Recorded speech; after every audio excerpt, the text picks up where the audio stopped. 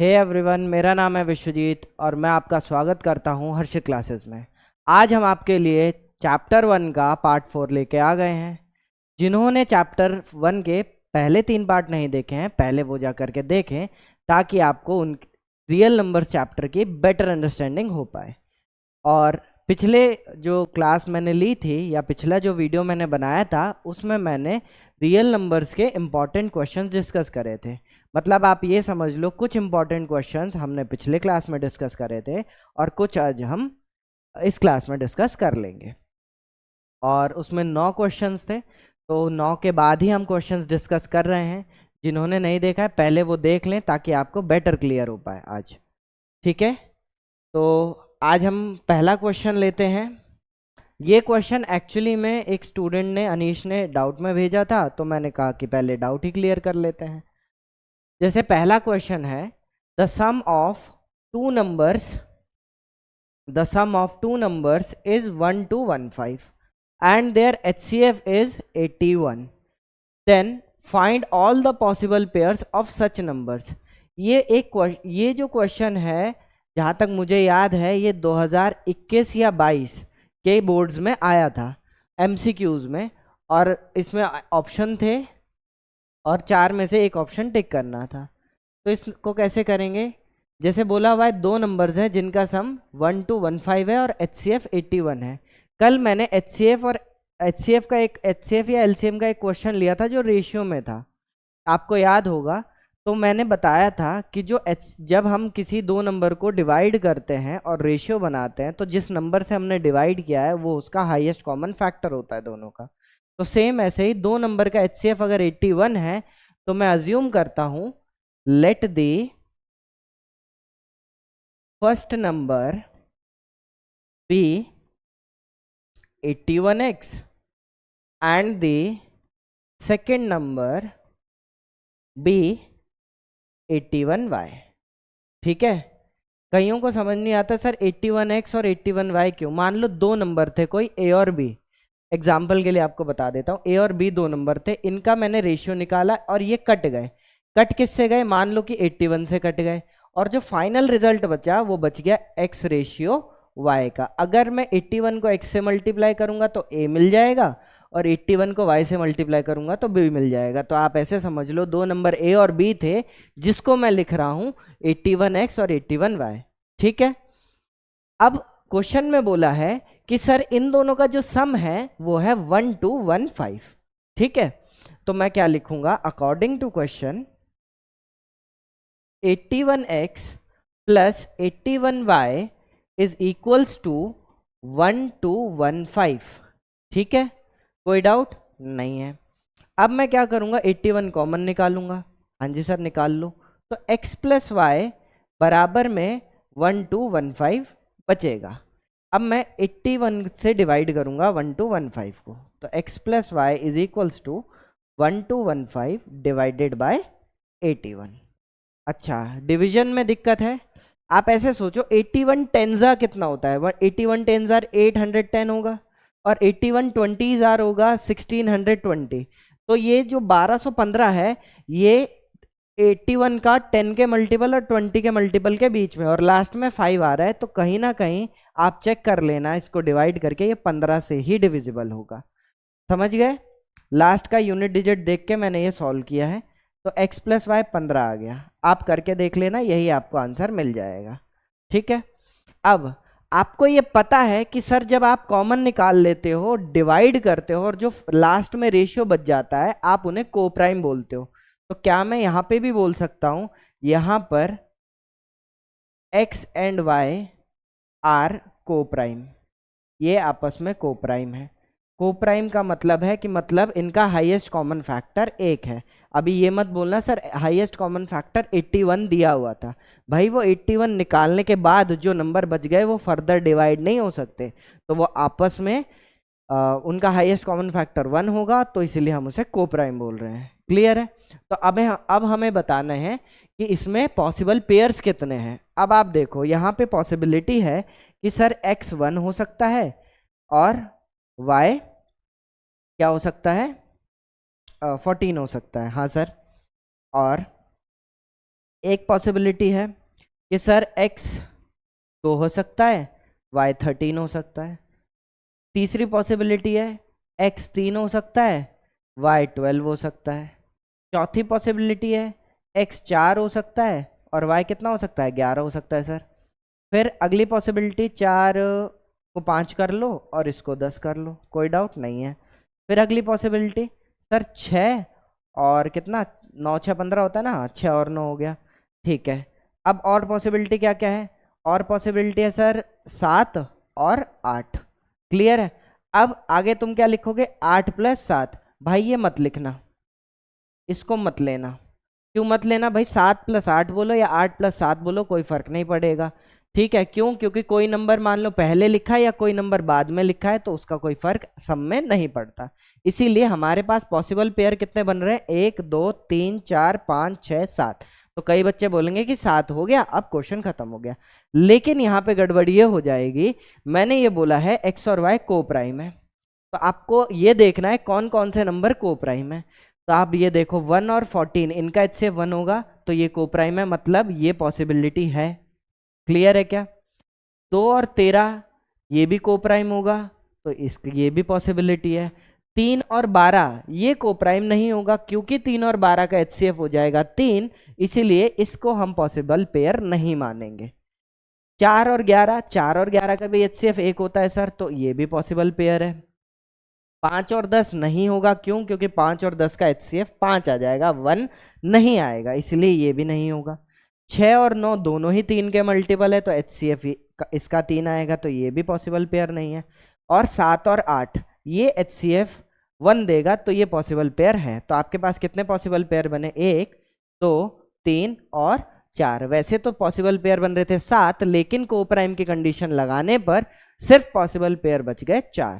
तो इस टाइप के क्वेश्चन में इसी तरीके से करना है और इसका आंसर है देयर आर 4 पॉसिबल पेयर्स, कि जिन मतलब ऐसे दो ऐसे क्या है क्वेश्चन, एक बार दोबारा देखते हैं। हाँ, तो बताओ ऐसे कितने नंबर्स हैं जिनका पॉसिबल पेयर जो है सम 1 to 15 देगा और HCF 81 देगा। तो ऐसे कोई 4 नंबर एग्जिस्ट करते हैं, 4 नंबरों के पेयर एग्जिस्ट करते हैं जिनका सम 1 to 15 होगा और HCF वो 81 देगा।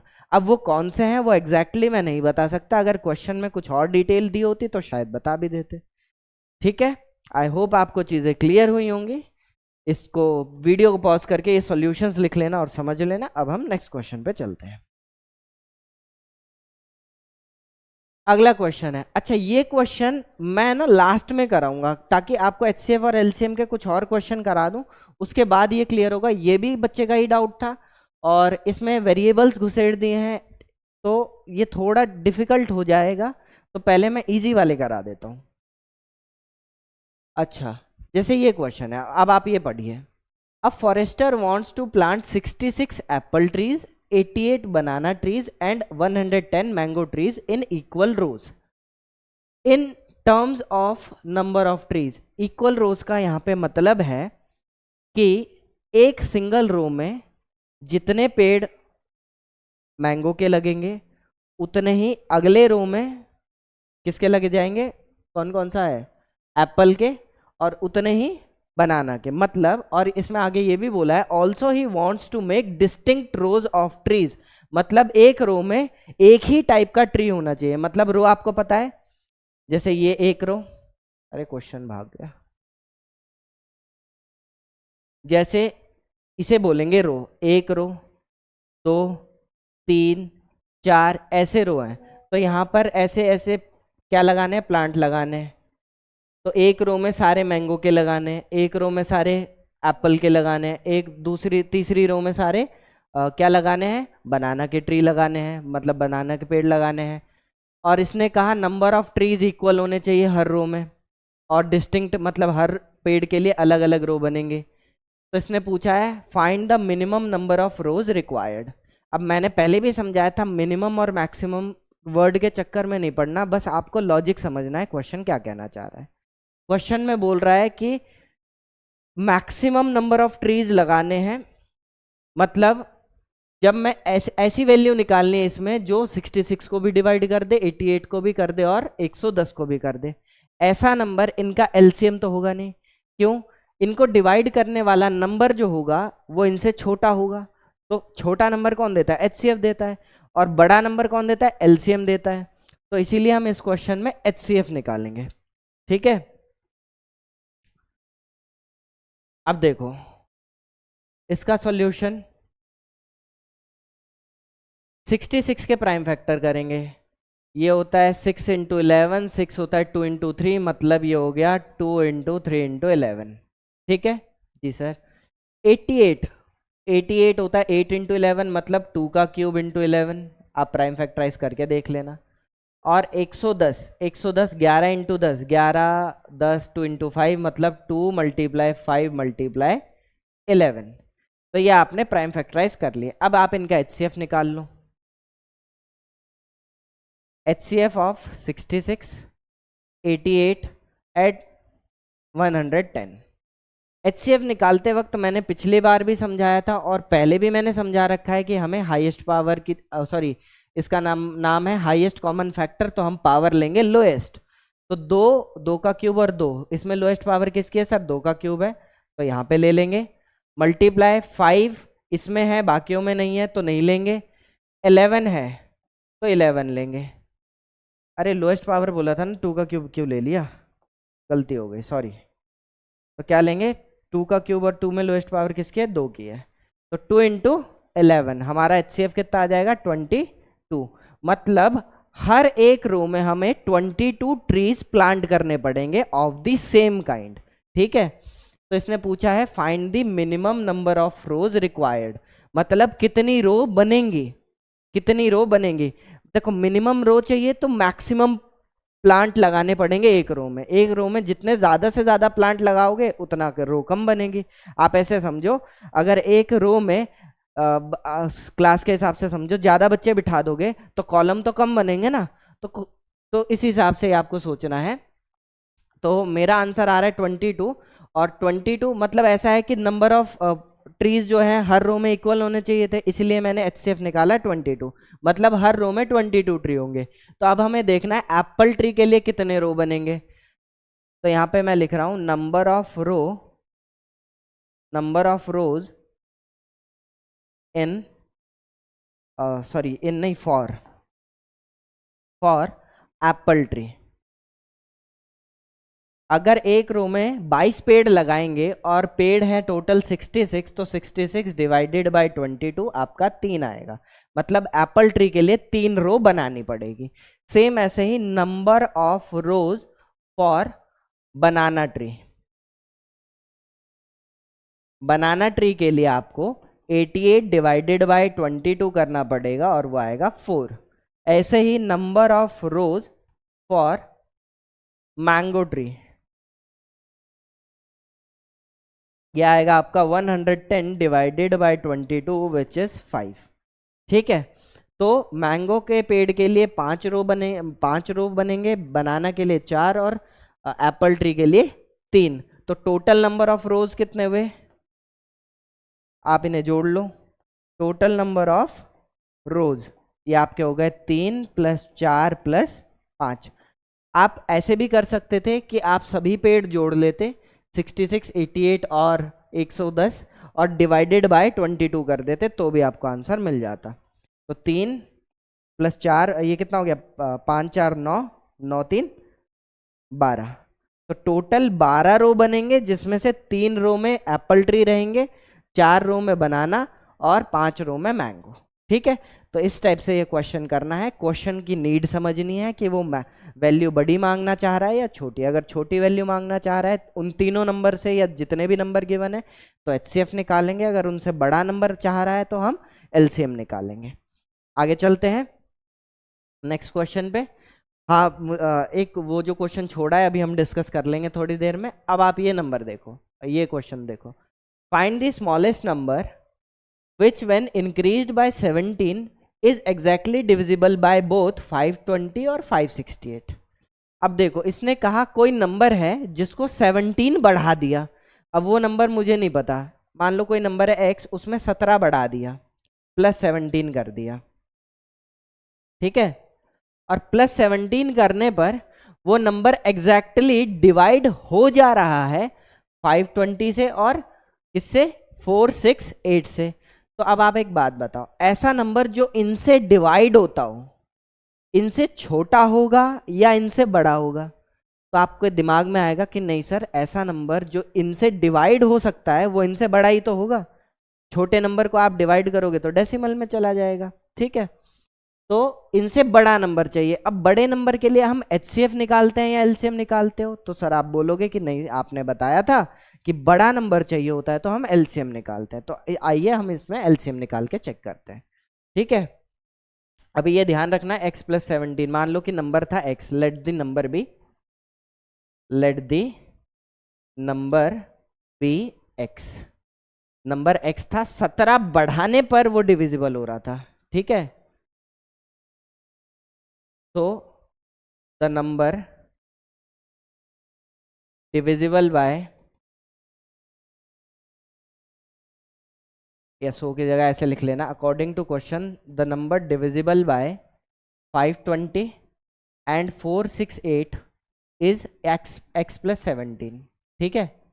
तो x प्लस 17 वाला नंबर डिविजिबल होगा। तो डिविजिबल के लिए मैंने कहा एलसीएम निकालो। एलसीएम किसका निकालेंगे, 520 और 468 का। पहले प्राइम फैक्टराइज करना पड़ेगा, तो पहले प्राइम फैक्टराइज करते हैं। आइए 520 के प्राइम फैक्टराइजेशन रफ में करके देखेंगे। 2 से डिवाइड करेंगे, 2 2 ज़ा 4, 2 6 ज़ा 12, 0। फिर 2 से करेंगे 130, फिर 2 से करेंगे 65, फिर 3 से डिवाइड करेंगे, 6 5 11 ना, हाँ 3 से नहीं होगा, 5 से होगा। 5 1 ज़ा 5, 5 3 ज़ा 15 और 13 1 ज़ा 13। तो 520 के प्राइम फैक्टराइजेशन होंगे 2 का क्यूब मल्टीप्लाई 5 मल्टीप्लाई 13, ठीक है। ओके सर, अब 468 के कर लो, यहाँ पे कर दे रहा हूँ, ठीक है। रफ में ही करना आप लोग ये सब प्राइम फैक्टराइज, और इस तरीके से शो करना फेयर में। 2 से डिवाइड करेंगे, 2 2 ज़ा 4, 2 3 ज़ा 6, 2 4 ज़ा 8।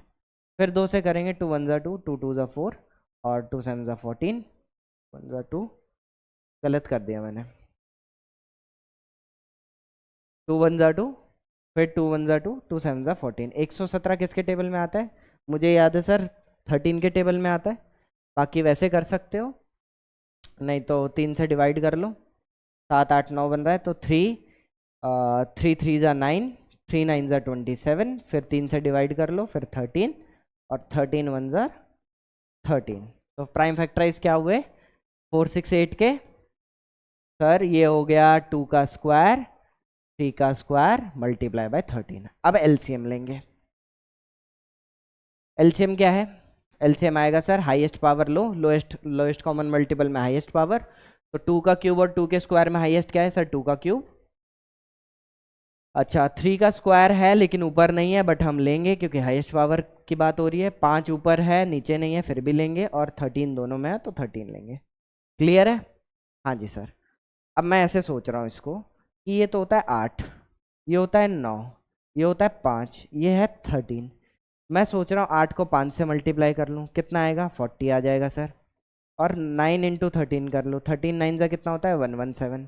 फिर 0 4 से मल्टीप्लाई, 4 7 ज़ा 28 और 44 और 2 46, 4680। मतलब 4680 जो नंबर है वो 520 से भी डिविजिबल है और 468 से भी डिविजिबल है, ठीक है।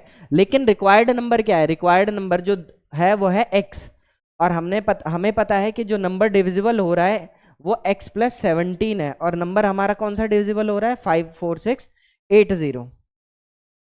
तो इसको लिखेंगे here number divisible bye both 520 and 468 is 4680.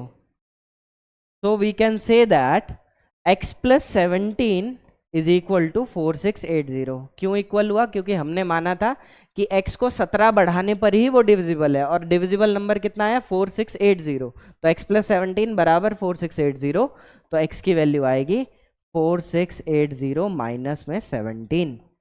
तो 10 में 7 गए 3, 7 में से 1 गया 6, 6 और 3 सॉरी 4, तो 4663 is the number which when increased by 17 is divisible by 520 and 468। तो ऐसा नंबर जो इन दोनों से ही डिवाइड हो सकता है वो नंबर है 4663, मतलब 17 बढ़ाने के बाद।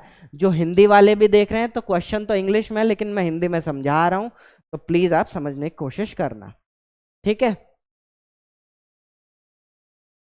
नेक्स्ट क्वेश्चन है the LCM of two number. तो आपको एचसीएफ और एलसीएम के कॉन्सेप्ट क्लियर हुए। अब जो क्वेश्चन हमने छोड़ा था अभी हम वो भी डिस्कस कर लेंगे थोड़ी देर में, इसी कॉन्सेप्ट से होंगे। अब यहां पे है the LCM of two number is 14 times their HCF. तो जो चीज पहले दी है उसे लिख लो। क्वेश्चन में मुझे गिवन है कि सर एलसीएम जो है वो 14 टाइम्स ऑफ एचसीएफ है, तो 14 इंटू एचसीएफ लिख लिया, ओके सर। उसके बाद बोला है the sum of HCF and LCM is 600, और ये भी गिवन है कि एलसीएम प्लस एचसीएफ बराबर में 600 होता है। हाँ सर बिल्कुल। फिर क्या दिया है, if one number is 280 find the other number. अब पहले एचसीएफ और एलसीएम निकालेंगे, उनकी मदद से हम दूसरा नंबर निकालेंगे। आप ये समझो कि आपको फर्स्ट नंबर दे रखा है कितना, 280, और सेकंड नंबर आपको नहीं दे रखा जिसके एचसीएफ और एलसीएम की बात हो रही है।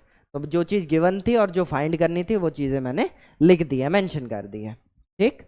अब सॉल्यूशन शुरू करते हैं।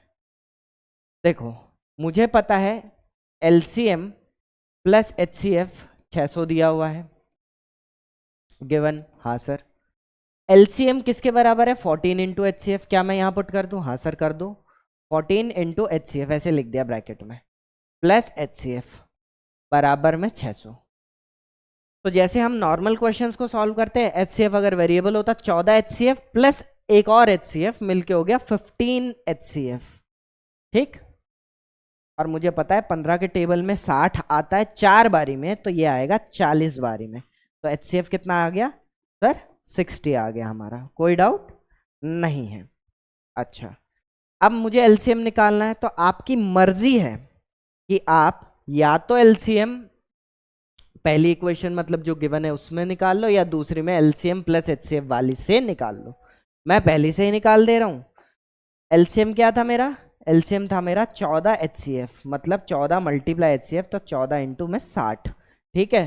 तो 0, 14 सिक्स कितना होता है 84, कोई डाउट चेक कर लेना।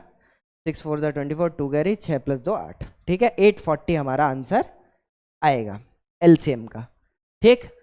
और आपको पूछा है कि दूसरा नंबर निकालना है, और आपको ये पता है मैंने बताया था कि sir HCF into LCM always equals to product of two numbers, product of two numbers. और मुझे सेकंड नंबर नहीं पता था, आप सेकंड नंबर को x अज्यूम कर लेना, दूसरा नंबर मेरा x है। यहां पे लिख देता हूं, let the second number be x, clear है। तो एचसीएफ इंटू एलसीएम, एचसीएफ कितना है सर 60 आया है, मल्टीप्लाई एलसीएम कितना है 840 आया है, प्रोडक्ट ऑफ टू नंबर बोला है। फर्स्ट नंबर कितना दिया था, एक बार देख लेते हैं फर्स्ट नंबर क्या था। फर्स्ट नंबर था सर 280, यहां देख लो 280 दिया हुआ है, क्वेश्चन से सही लिखा है ना, हाँ सही लिखा है क्वेश्चन से ही। तो यहां पे हम वैल्यू पुट कर देते हैं। यहां पे फर्स्ट नंबर आपका आ गया 280 multiplied by x, second number. अब एक काम करना, डायरेक्ट यहां डिवाइड कर लेना, ठीक है।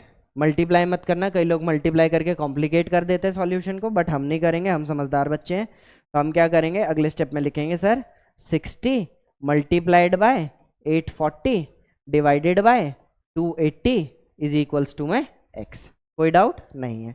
0 0 कैंसिल हो गया। अच्छा 7 के टेबल में 84 आता है, हाँ सर आता है, 12 7 84, और 7 के टेबल में ये आता है। तो 7 से ये 12 बारी में कट गया, 7 से ये कट गया, 7 4 जा 28 बारी में, 4 1 जा 4, 4 3 जा 12। तो क्या बच गया, ये बच गया 3, और क्या बच गया 60। तो 3 नेक्स्ट स्टेप में हम क्या करेंगे, x की वैल्यू निकालने के लिए 60 मल्टीप्लाई बाय 3 कर देंगे। तो x is equal to 60 into 3, तो अदर नंबर इज 180। ठीक है, तो इसमें दो चीज़ें हैं, आपने एक लीनियर इक्वेशन जो हम पढ़ने वाले हैं आगे उसके तरीके से पहले आपने वैल्यू पुट करके सॉल्व करा, HCF और LCM निकाले, निकालने के बाद आपने रिलेशन में रखा HCF into LCM is equals to product of two numbers. ठीक है, आई होप आपको चीज़ें क्लियर होंगी और x की वैल्यू 180 आ गया।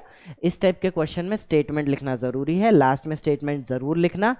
The second number is 180।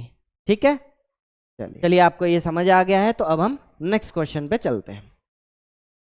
आपका जो नेक्स्ट क्वेश्चन है काफ़ी बड़ा लंबा चौड़ा दिया हुआ है, केस स्टडी में पूछ लिया जाता है। अभी जो अनीश ने जो क्वेश्चन भेजा था क्वेश्चन नंबर 2, वो भी केस स्टडी में आ सकता है। ठीक क्वेश्चन है, और ये तो कई तरीके से पूछा गया है, यही सेम क्वेश्चन सेम वैल्यूज के साथ मतलब सिनेरियो चेंज करके कई बार पूछा गया है।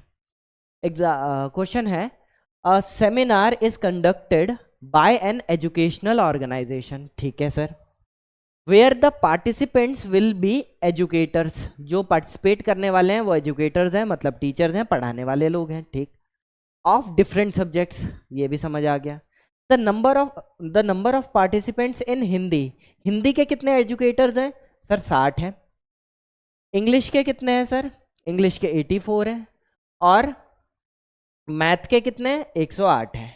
कोई डाउट? लास्ट में रिस्पेक्टिव लिखा है, मतलब क्रमशः इस क्रम में ही नंबर दिए हुए हैं। हिंदी के 60 लोग हैं, हिंदी के एजुकेटर 60 हैं, इंग्लिश के टीचर्स 84 हैं और मैथ के टीचर 108 हैं। ठीक है, पहला question, in each room the same number of participants to be seated and all of them being in the same subject.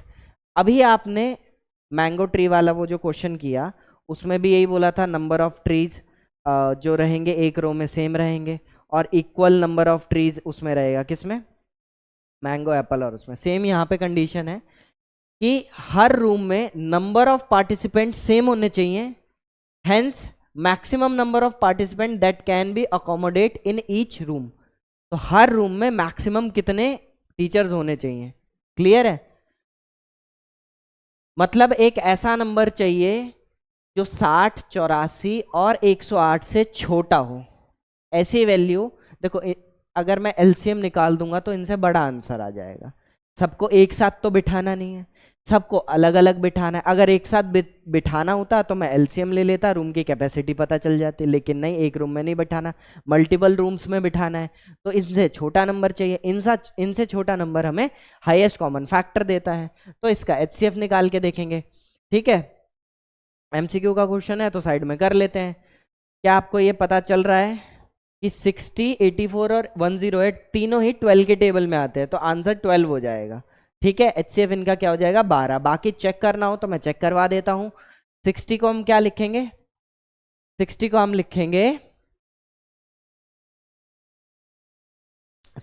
लिखेंगे 12 5 जा 60, और 12 को क्या लिखेंगे? 2 का स्क्वायर इंटू 3 इंटू 5, हाँ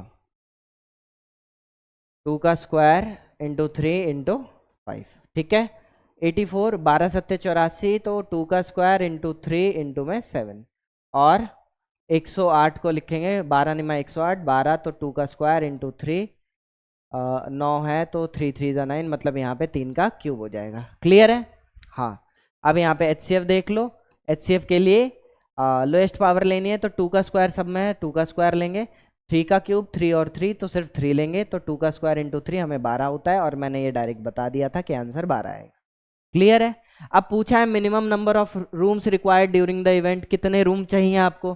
तो आप देखो, मैथ के जो टीचर हैं यहाँ पे 12 दिख रहा है आपको, उनको कितने रूम चाहिए? 5 रूम चाहिए, क्योंकि 12 5 ही तो 60 होता है। तो मैथ के लिए मैं यहाँ पे लिख देता हूँ, मैथ के टीचर्स के लिए 5 रूम अलॉट किए जाएंगे।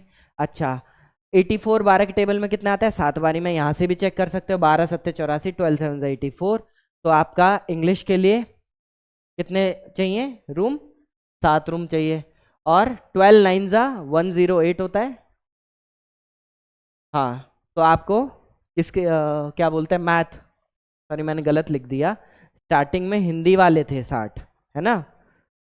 ओहो, यहाँ पे मैथ नहीं, यहाँ पे हिंदी आएगा। हिंदी के 60 टीचर थे, तो हिंदी वाले टीचर्स के लिए 5 रूम चाहिए, इंग्लिश वाले के लिए 7, और मैथ वालों के लिए 9 रूम चाहिए। आप इनको जोड़ लेंगे, आपका जो सम आएगा 9 7 16, 16 और 5 21, तो 21 आ जाएगा। तो आपका 21 आंसर। ठीक है, क्लियर हो गया। तो ये जो कॉन्सेप्ट मैं करा रहा हूँ अभी वो उस पे चले जाएंगे, क्योंकि इसके बाद शायद मेरा लास्ट क्वेश्चन है। हाँ, इरेशनल प्रूफ करने वाला लास्ट क्वेश्चन है। तो अभी हम जो सेकंड क्वेश्चन था पहले वो डिस्कस कर लेंगे इसी कॉन्सेप्ट पे। The product of HCF and LCM is of 60 84 108 का क्या दिया हुआ है। कई लोग क्या करते हैं, अभी मैंने बताया था HCF into LCM product of 2 number होता है, और इन तीनों नंबर का प्रोडक्ट करके आंसर दे देते हैं, जो कि गलत हो जाएगा। मैंने स्टार्टिंग से ही बता रखा है HCF into LCM is equal to product of 2 numbers. जब बोला है प्रोडक्ट ऑफ 2 नंबर तो 2 ही नंबर के केस में एप्लीकेबल है, 3 नंबर के केस में एप्लीकेबल नहीं है। तो अलग से HCF निकालना पड़ेगा, LCM निकालना पड़ेगा। निकालने की जरूरत है नहीं, देखो मैंने HCF निकाल रखा है 12, 60, 84 और 108 का। अब हम लेंगे LCM। एलसीएम के लिए हमें क्या चाहिए, हाईएस्ट पावर। तो 2 का स्क्वायर हाईएस्ट पावर है, मल्टीप्लाइड बाय 3 का क्यूब हाईएस्ट पावर है, 5 भी आएगा और 7 भी आएगा। कोई डाउट नहीं सर, कोई डाउट नहीं है। तो 2 का स्क्वायर 4, 3 का स्क्वायर 9, 5 का 5, 7 का 7, तो 4 5 का क्या हो जाएगा 20 हो जाएगा सर। 9 7 का कितना हो जाएगा 63 हो जाएगा सर। तो लास्ट में 0, 2 3 जा 6, 2 6 जा 12। कुछ गड़बड़ आ रही है नहीं, सही है। LCM आ गया हमारा, HCF आ गया। अब मुझे HCF और LCM का प्रोडक्ट करना है। मैं डायरेक्ट आंसर देख रहा था इसलिए मैच नहीं हो रहा। अब HCF और LCM का प्रोडक्ट करेंगे, 1260 मल्टीप्लाइड बाय 12। भाई 0 लास्ट में वैसे ही लगा देंगे, तो अभी मैं 0 लगा नहीं रहा, डायरेक्ट 2 से कर रहा हूँ। तो 2 6 जा 12, 2 2 जा 4 1 5 और 2 1 जा 2। फिर 1 से करेंगे तो 0 6, अच्छा मैं 0 तो ले ही नहीं ना, इसको हटा ही देता हूँ, अभी कंफ्यूजन क्रिएट करेगा। तो 126 इंटू 12, 126 इंटू 12 कर लेते हैं। कितना आ रहा था 2 से मल्टीप्लाई करने पर सर, 252 आ रहा था, वो लिख दो। ठीक है, अब 1 से करेंगे तो 126 आएगा, 126 वो लिख दो। तो 2 6 5 11, 2 2 4 1 5, 1 5 1 2, लास्ट में 0 आएगा क्योंकि इसके लास्ट में 0 है। तो कहाँ है, हो रहा है क्या, नहीं सर हो तो नहीं रहा, कुछ गड़बड़ तो नहीं करी। हाँ सर करी है सर, आपने एलसीएम में गड़बड़ करी है। यहाँ पे 3 का क्यूब था और 3 का क्यूब आपने 9 लिखा हुआ है, एक्चुअली में वो होना चाहिए था 27 27। तो इसको हम सही कर लेते हैं, और यहाँ पे 27 आ जाएगा।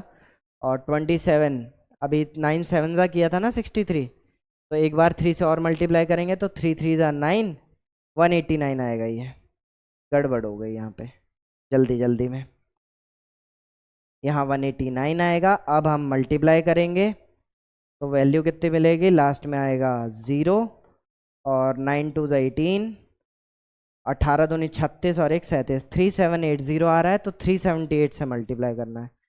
तो कुल मिलाकर के इस वैल्यू को मैं, जितना मेरा आंसर आ रहा है, एक 3 और से मल्टीप्लाई कर दो, आपको सेम रिजल्ट मिल जाएगा। तो 0, ठीक है, 3 2 ज़ा 6, 3 1 ज़ा 3, 15 3 45, तो 4 5 3 6 0। ये आपका आंसर है, ऑप्शन नंबर डी। ठीक है, समझ आ गया। मैंने यहाँ पे 3 1 मल्टीप्लाई किया था तो एलसीएम में इंटू 3 और हो रहा है, तो मैंने फिर एलसीएम इंटू एचसीएफ किया था, तो मेरा आंसर वैसे मैंने गलत लिया था, लेकिन जो मेरा आंसर आ रहा था उसमें इंटू 3 और करने पर सेम वैल्यू मिल जाएगी, और आपको डायरेक्ट इन दोनों का मल्टीप्लाई करने पर भी यही आंसर मिलेगा। ठीक, आई होप आपको चीज़ें क्लियर हो गई होंगी। एक बार इन क्वेश्चंस को ढंग से कर जाना, क्योंकि ये प्रीवियस ईयर क्वेश्चंस ही हैं जो बोर्ड एग्जाम में पहले आए हुए हैं। ठीक है,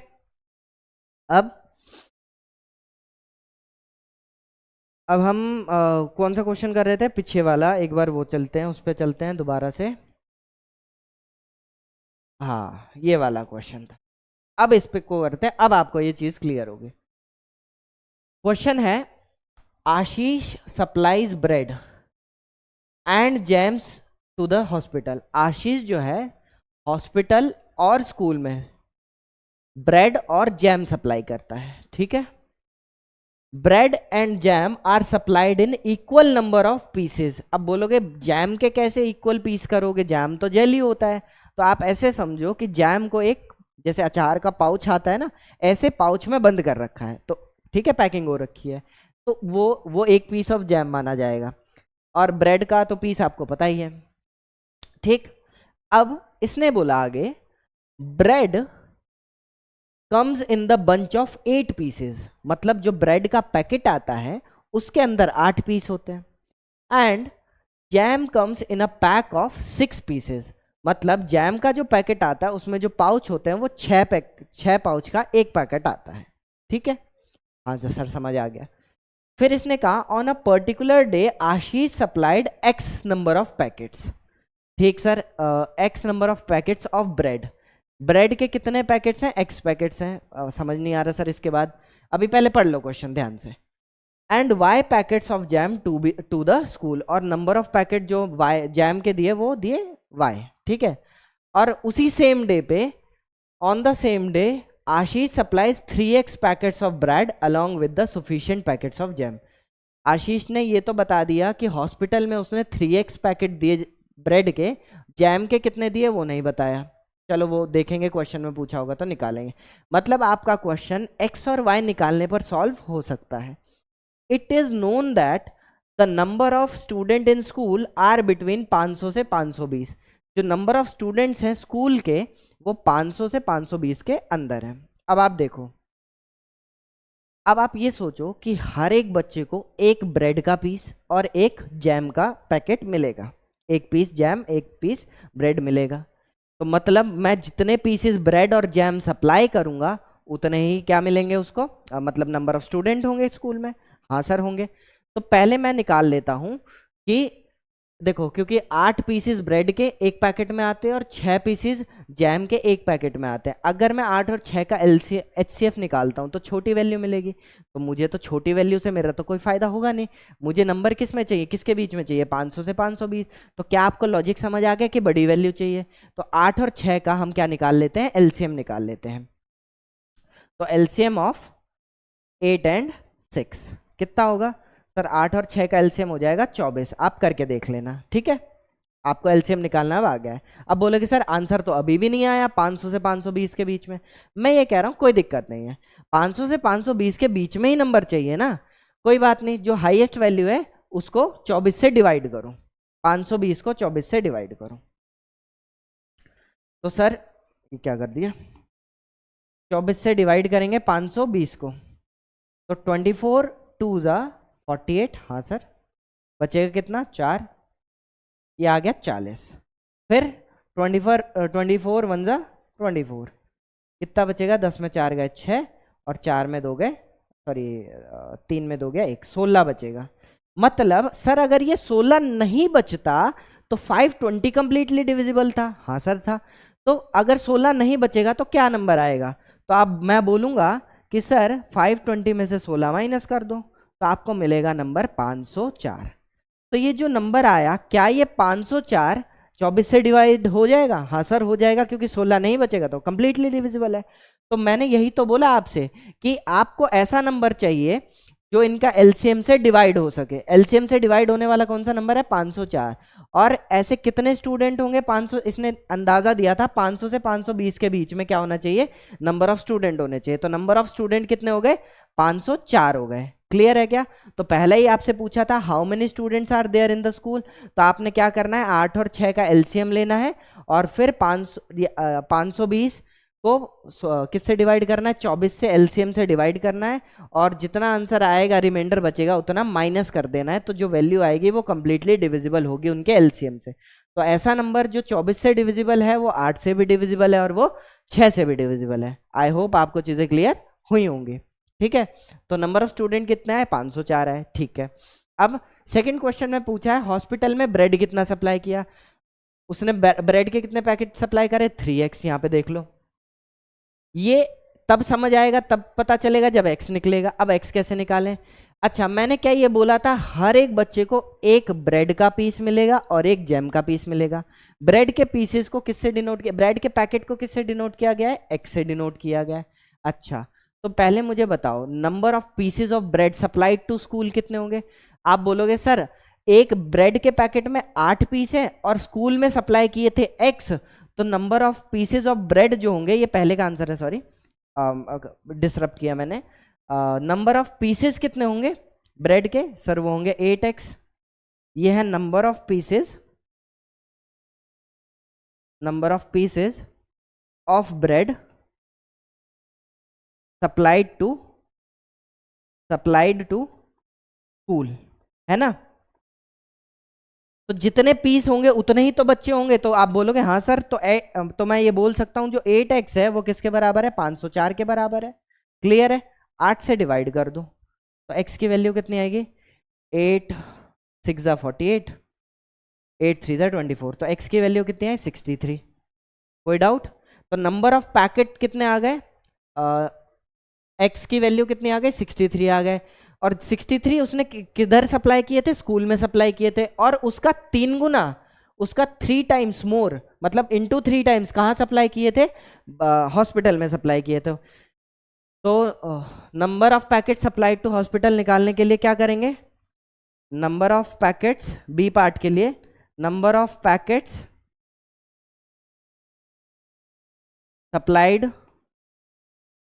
supplied to where, sir hospital, where ही लिख दे रहा हूं, वाह।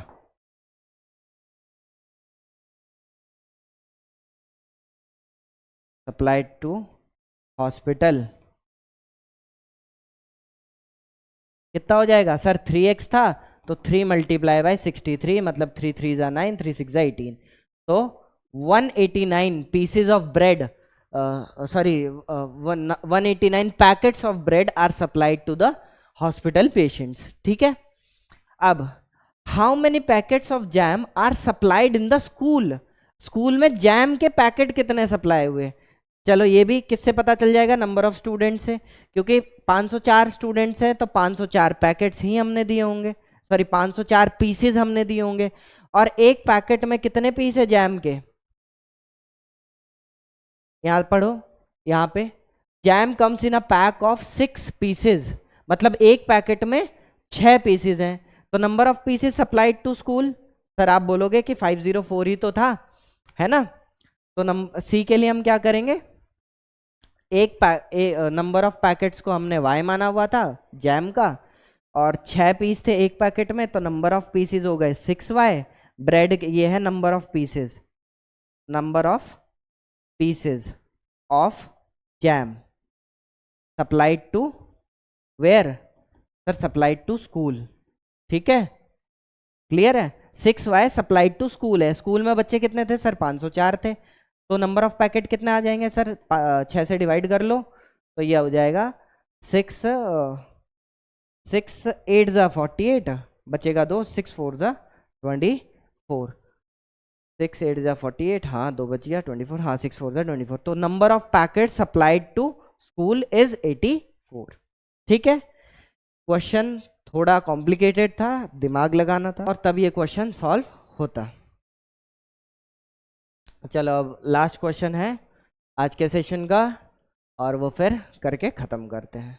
एक इरेशनल वाला क्वेश्चन मैंने ले लिया था, एक क्वेश्चन पिछली बार प्रैक्टिस कराया था, और इरेशनल प्रूफ कराते वक्त ऐसे क्वेश्चन प्रैक्टिस कराए थे, पार्ट 2 में आप देख सकते हैं।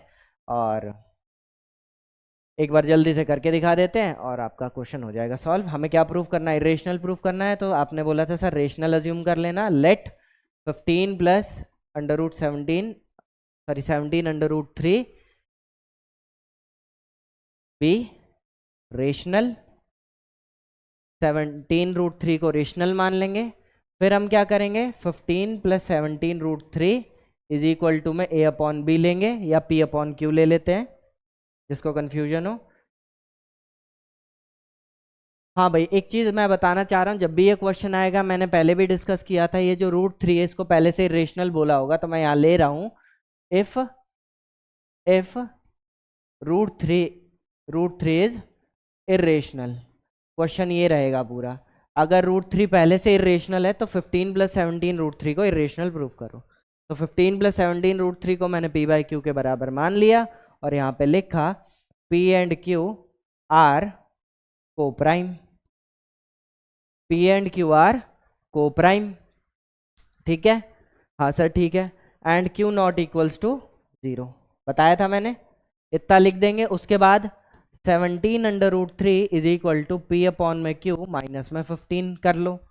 ठीक है, 15 माइनस हो जाएगा, एलसीएम लोगे तो नीचे क्या आ गया सर, क्यू आ गया, क्यू का किससे मल्टीप्लाई होगा 15 से, तो यहाँ हो गया 15 क्यू और यहाँ हो गया पी। फिर √3 is equals to P minus 15Q upon में 17 हट के नीचे आ जाएगा 17Q। क्लियर है क्या? हाँ सर क्लियर है। अब यहाँ देखो √3 क्या है सर? इरेशनल है। राइट में क्या वैल्यू आ रही है? रेशनल आ रही है। तो क्या लिखेंगे यहाँ पर?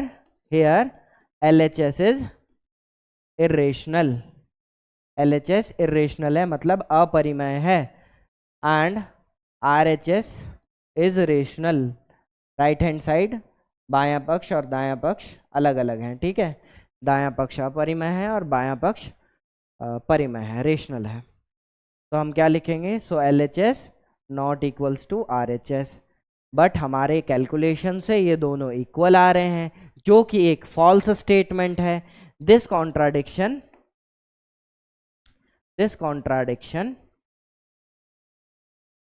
arises due to our wrong assumption।